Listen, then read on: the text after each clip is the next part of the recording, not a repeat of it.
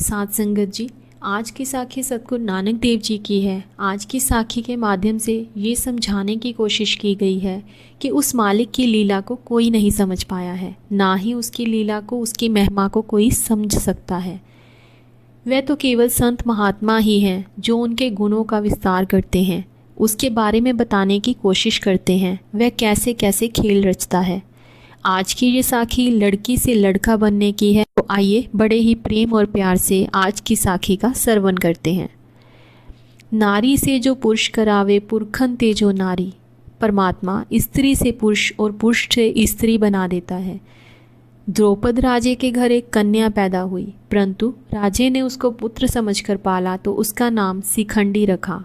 कुछ समय के बाद जिस समय बड़ा हुआ तो उसके लिए नाता आ गया। राजे द्रौपद ने मोड़ा नहीं, पुत्र करके शिखंडी का विवाह कर दिया। जब स्त्री पर्ता दोनों इकट्ठे हुए तो लड़की को पता चला कि जिसके साथ मेरा विवाह हुआ है वह तो पहले ही लड़की है। उसने अपने माँ बाप को आकर कहा कि जिसको तुमने लड़का समझकर मेरा विवाह किया है वो लड़का नहीं लड़की है। उस समय लड़की के पिता ने अपने जवाई शिखंडी के सिर काटने की योजना बनाई। जिस वेले मारने को आया तो शिखंडी दौड़कर कुबेर के बाग में छिप गया। शिखंडी ने बागवान को अपना सारा हाल सुनाया। बागवान को दया आई तो बागवान ने अपना पुरुष स्वरूप शिखंडी को दे दिया तो उसका नारी स्वरूप आप ले लिया। शिखंडी अपने घर आकर अपनी सुपत्नी को बुलाकर ससुर की प्रसन्नता के साथ रहने लग गया। जिस समय कुबेर सैर करने के लिए बगीचे में आया तो माली आगे से नहीं उठा। कुबेर ने पूछा, आज क्या बात है? आगे तो हर रोज़ उठते हो, आज नहीं उठे। उस समय माली ने अपना सारा वृत्तांत सुनाया कि मैं आज स्त्री रूप हो गया हूँ। कुबेर ने कहा, ठीक, फिर तुम स्त्री बने रहो और शिखंडी पुरुष बना रहे तो इसमें तेरा परोपकार है। देखो, शिखंडी तो नारी से पुरुष हो गया तो बागवान पुरुष से नारी हो गया। इस प्रकार एक साखी श्री गुरु नानक पातशाह की आती है। जिस समय भूमिया चोर चोरी छोड़कर एक महात्मा बन गया था, लोग श्री गुरु नानक देव जी का सच्चा सुच्चा सिख समझकर इसका पूजन भी करते थे और इसके उपदेश भी सुना करते थे। जिस रोजे के घर वह चोरी करके धन पदार्थ लूट पाट करके छोड़ आया था, उसने सच्चा नेमी जानकर अपना वजीर बनाया था। सारी साखी आप जी पहले ही श्रवण कर चुके हो। इस राजे की संतान नहीं थी। राजे ने भाई भूमिया को संगत समेत अरदास करवाई कि मेरे घर लड़का पैदा हो जाए, क्योंकि उस समय लड़कियों को बराबर का हक नहीं दिया जाता था, लोग वितकरा करते थे। इसलिए उसने पुत्र होने की अरदास करवाई। थोड़े समय के बाद पुत्र की जगह पुत्री पैदा हो गई, लेकिन राजे ने सिदक नहीं हारा। उसने पुत्र समझकर ही खुशियाँ मनाई तो नाम भी शहजादे वाला रखा। तो उसको वस्त्र मर्दों वाले ही शुरू से पहनाते गए। जब वह बच्चा जवान हुआ तो किसी दूसरे राजे की लड़की के साथ उसकी सगाई हो गई। थोड़े समय के बाद बारात चढ़ी। उधर दूसरी तरफ किसी चुगलखोर ने चुगली कर दी कि तू अपनी बेटी राजे के शहजादे के साथ नहीं बल्कि शहजादी के साथ विवाह करने का अनर्थ कर रहा है। ये काम आज तक पहले कभी नहीं हुआ। ये सुनकर बादशाह बहुत बेचैन हुआ तो उसने अपना मन बनाया कि उसकी परीक्षा ली जाएगी। अगर लड़की साबित हुई तो राजे को झूठा साबित करके बारात खाली मोड़ दी जाएगी। आप ही झूठ बोलने वाला राजा प्रजा में शर्मसार होगा। तो राजे ने एक परीक्षा सोच ली और उधर दूसरी तरफ बारात आने तक शिकार शहजादे के आगे निकला। आखेड़ बिर्त राजे की लीला अनुसार पिता से आज्ञा लेकर शिकार के मगर जाना किया तो शिकार तो कहीं जंगल में अलोप हो गया। राजे की संतान की श्रद्धा को फल लगाने के लिए अंतर्यामी श्री गुरु नानक देव जी बैठे हुए थे। तो उस शहजादे वाले भेष में शहजादी ने जब माथा टेका तो महाराज जी ने वचन किया कि आओ राजकुमार, किस तरह आए हो। इसी वचन के साथ उसके अंग मर्दों वाले हो गए। फिर उसने वापस आकर अपने पिताजी को बताया। फिर उसका पिता भी आया तो उसने श्री गुरु नानक देव जी के चरण पकड़ लिए और कहा, महाराज जी आपने मेरी पैज रख ली है। तो गुरु जी ने कहा कि मेरे प्यारे सिख भूमिया और संगत की हुई अरदास कभी भी व्यर्थ नहीं हो सकती। मेरी तेरे ऊपर खुशी हुई।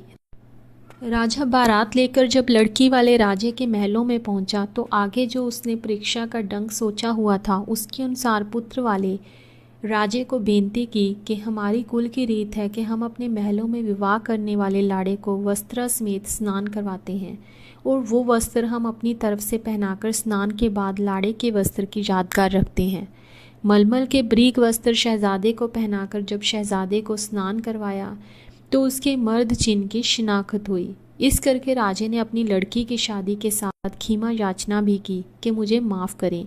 मुझे किसी चुगल ने भ्रम डाल दिया था कि जिस करके तुम्हारे पुत्र को स्नान करवाने की खेचल दी। ये हमारी कोई कुल की रीत नहीं है। ये मैंने अपनी तसल्ली के लिए किया। आप मुझे माफ़ कर देना कि किसी के कहने पर मैंने आपके ऊपर शक किया। पुत्र राजे ने कहा कि चुगली नहीं, ये वार्ता सच ही थी। पर ये सब कुछ जगत श्री गुरु नानक देव जी की कृपा से 16 वर्ष शहजादी रहकर तो एक क्षण में श्री गुरु नानक देव जी ने इसको शहजादा बना दिया। ये गुरु और गुरु जी की संगत की कृपा से ऐसा हुआ है। फिर वह राजा भी परिवार समेत गुरु जी का सिख हो गया। उस परमेश्वर का धन्यवाद करने लगा जो स्त्री से पुरुष और पुरुष से स्त्री बना देता है। प्यारी साध संगत जी, ये पावन शब्द श्री गुरु ग्रंथ साहब जी के पावन अंक 1252 में सुशोभित है, जो कि इस प्रकार है। राज आश्रम मित्र नहीं जानी, तेरी तेरे संतन की हो चेरी। हे ऊंचे महल वाले प्रभु, मेरे से तेरी कुदरत का अंत नहीं पाया जा सकता। तेरे संत ही तेरे गुणों का जिक्र करते हैं। सो ये मेरी आत्मा तेरे संता की ही दासी बनी रहे, यही मेरी ताग है। हंस तो जाए सो रोवत आवे, रोवत जाए सो हंसे। जेकर कोई हंसता जाता है तो वह रोता आता है, अगर कोई रोता आता है तो वह हंसता आता है।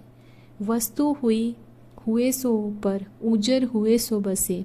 जो कभी वसदा नगर होता है वह उजड़ जाता है और उजड़ा हुआ स्थान बस जाता है। जलते थल कर थलते कुआ, कूपते मेर करावे, धरती ते आकाश चढ़ावे, चढ़े आकाश गिरावे। परमात्मा की खेड़ अचरज है। पानी से भरे जगह से ब्रेता कर देता है और ब्रेते से खूह बना देता है और खूह की जगह पहाड़ खड़ा कर देता है। ज़मीन ऊपर बैठे को आसमान ऊपर चढ़ा देता है, आसमान ऊपर चढ़े को नीचे गिरा देता है। भिखारी ते राज करावे, राजा ते भिखारी। खल मूर्ख ते पंडित करे, वो पंडित ते मुगधारी। मंगते को राजा बनाकर उससे राज करवाता है और राजे से मंगता बना देता है। महामूर्ख से विद्वान बना देता है और पंडित से मूर्ख कर देता है। नारी ते जो पुरख करावे, पुरखन ते जो नारी। कहो कबीर साधो को प्रीतम, जिस मूरत बलिहारी। जो प्रभु स्त्री से आदमी बना देता है और मर्दों से स्त्री बना देता है। कबीर जी कहते हैं, मैं उस सुंदर स्वरूप के ऊपर बलिहारे जाता हूँ। वो संत जना का प्यारा है।